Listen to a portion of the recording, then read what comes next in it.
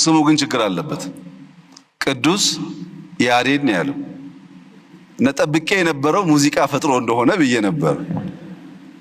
እሱ ግን ኤአይ ፈጥሮ ያለው ወደ አፍሪካ ልወጣ ነውና መንግስት ምን ያግዘኛል ነው ያለው። እንግዲህ ቅዱስ ያሬድ የሙዚቃ ኖታ ከመፍጠር ወጥቶ ወደ ኤአይ ካደገ አዳፕቲቭ ነው ማለት ነው። ስሙ ራሱ ከዘመን ጋር አብሮ የሚያድግ ነው ማለት ነው። ይሄን በጥሩ እናየዋለን።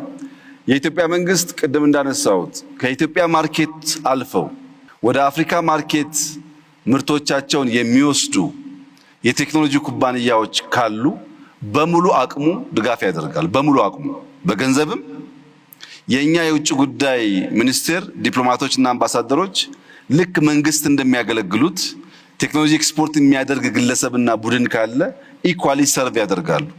ዋናው እንፈልገው ወጣቶቻችን ከዚህ ከጠባቡ ገበያ ቅርምት ወጥተው ወደ ሰፊው ገበያ እንዲደርሱ ለማድረግ ነው። በድምሩ ግን ወጣቶች ኮንሰርን መሆናችሁ ማንሳታችሁ ተገቢ ሆኖ ትንሽ ቢታይ የምለው ጉዳይ የኛ መንግስት ታለንት ኢንፍራስትራክቸር ብሎ ያምናል። ልክ ድሮ መንገድ ለአንድ ሀገር እድገት ወሳኝ ነው፣ ቴሌኮም ኢንፍራስትራክቸር ወሳኝ እንደሚባለው ታለንት ከሃይዌይ ያላነሰ፣ ከኤሌክትሪክ ያላነሰ፣ ከቴሌኮም ያላነሰ ወይም የበለጠ ወሳኝ መሰረተ ልማት ነው ብለን እናምናለን። ይህም በማመናችን ምክንያት አንደኛ ሰመር ካምፕ የሚባል በአርቲፊሻል ኢንተለጀንስ በኢንሳ በመቶ የሚቆጠሩ ሰዎች በየዓመቱ ወደ ተቋሞቻችን ገብተው ተምረው እንዲወጡ ማድረግ የጀመርነው ታለንት ላይ ኢንቨስት ማድረግ መንገድ ከመስራት ጋር እኩል ነው ብለን ነው። ሶስተኛው ጥያቄ ምን አለ? የኢንሳ ታለንት ዲፓርትመንት ውስጥ የሰራውና የራሴን ፕሮዳክት ያወጣው ሰው ነኝ አለ።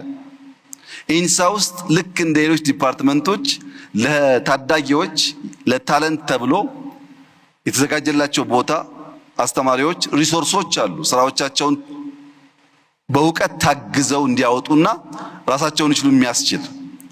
ሶስተኛ በአብሮት ላይብረሪ በየዓመቱ ታዳጊዎች ይወዳደራሉ በሮቦት በኤአይ አይታችሁ ከሆነ።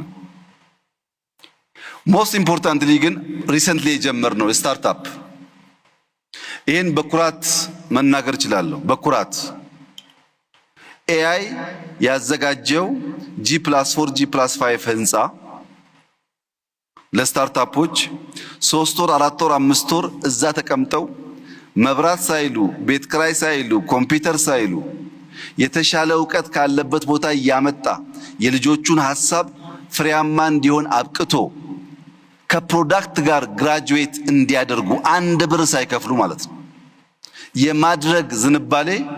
በዚህ ዙሪያ ያላችሁ ሰዎች በድፍን አፍሪካ ብትንቀሳቀሱ አታገኙም። እንዲህ ያለ ነገር አታገኙም።